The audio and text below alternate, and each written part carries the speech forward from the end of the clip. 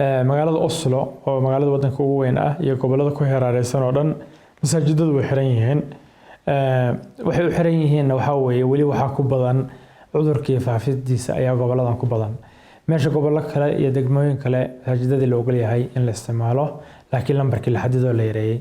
markasta waxa muhiim ah sharciga meesha aan degaan ahaan masaajidku ku yaalo degmo ahaan inuu la socdo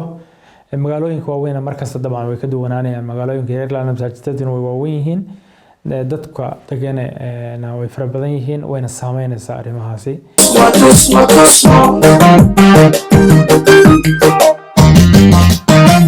السلام على رسول الله وعلى آله وصحبه ومن والاه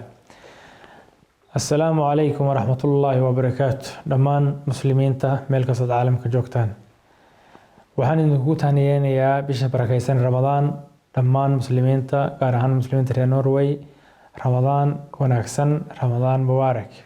وحان إن شاء الله تعالى عاوة هل كان كسو جيدين دونا تلوين يرير أو كوكوبان أو كسعودة مسؤوليين تا مساجدة قارهان مساجدة مسلمين تا نوروي kaasoo aan rabno inaan talooyin yar oo ku saabsan xaaladaha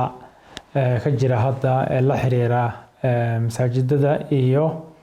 cudurka COVID-19 ee adduunka qasaya. Saan la socono bishii Ramadaan oo barakeysneed baan ugu soo wajahan. Bishii Ramadaanna waa bilaha inta badan masaajidada laga faa'iideysto si gaar ah. Sidaas darteed waxaan muslimiinta reer Norway ku boorinaynaa in ay ku dadaalaan inay la socdaan shuruucda inta badan isbedbedesha ee loo yaqaan smittemantiltag kuwaas oo inta badan ah heer gobol iyo heer degmo iyo waliba heer qaran laakiin markasta masaajidka waxaa khusaysa degmada uu ku yaalo sharciga markaa ka shaqeynaya sidaas darteed walaalaha masaajidada mas'uuliyiinta ka ah waxaan ku boorinaynaa inay aad ula socdaan markasta deegaanka ay degan yihiin iyo markaaseeto nidaamka ka jira qaabka uu yahay waxaa aad muhiim ah in aan ku dadaalo saddex shay kow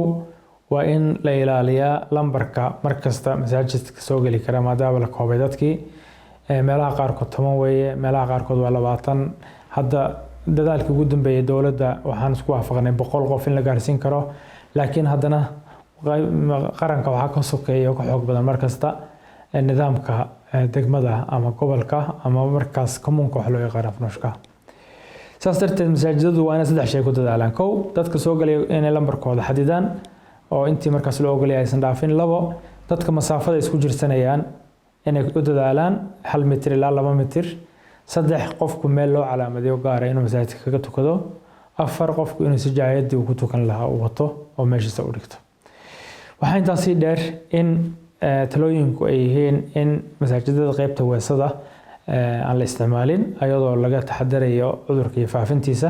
oo qofku ka soo weesa qaato gurigiisa una soo diyaar garoobo masaajidka markuu imaanayo salaad uu tukan lahaa intaas waa intii la xiriirtay cudurkan covid iyo ka taxadaridiisa dabcan masaajidada iyo goobaha muslimiinta mas'uuliyad gaar ah saaran oo si gaar ah isha loogu hayaa haday noqon lahayd dhanka dawladda haday noqon lahayd dhanka miidiyaha markastana subcad xumo ay muslimiintu u tahay in la yiraahdo masaajid ayuu ka dilaacay cudurkii wadoogeedeen ayaan dhaweyto dhowr masjid baa oo aan badnayn buu ka dilaacay laakiin ayagoo laga badan yahay goobaha kale kaga badan yihiin baadana markasta lagu soo celceliyaa taas waxay inagu xoogayaan saareynaa in aysan dhicin masaajidada insha Allah ay taxadiraan maadaama sumcaddii muslimiinta iyo islaamka dhan ay saameyn karayso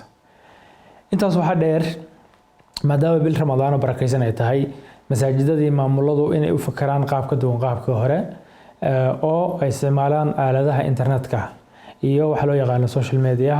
taasoo lagu gaarsiin karo bulshada masaajidka ku xiran duruusta ay dhageysan lahaayeen duruusta ay dhigan lahaayeen tartanadii kala duwanaa wax kastoo khayr la qaban jiray bisha Ramadaan oo masaajid gudihiisa lagu qaban jiray runtii waxa suurtagal maantay in lagu qabto qaybta internetka ayadoo video systemka la adeegsanayo la isla wada socon karo haday noqonay tartan haday noqonay duruus la akhriyo haday noqonay salaada khudbada jumcaha la jeediyo yaani marna inaan dadkii iyo ku xirnaanshahooda masaajidka uusan kala go'aynin waa muhiim waana xil saaran walaalaha mas'uuliyiinta masaajidada intaas ayaan talooyinkeena ku soo koobaynaa ومحسنتهين مر لبعض رمضان ونكسن رمضان مبارك ilaahay hanaga dhigo kuwii ka faa'iideysta bisha barakaysan iyo acmaasheeda. Wassalaamu calaykum waraxmatullaahi wabarakaatu.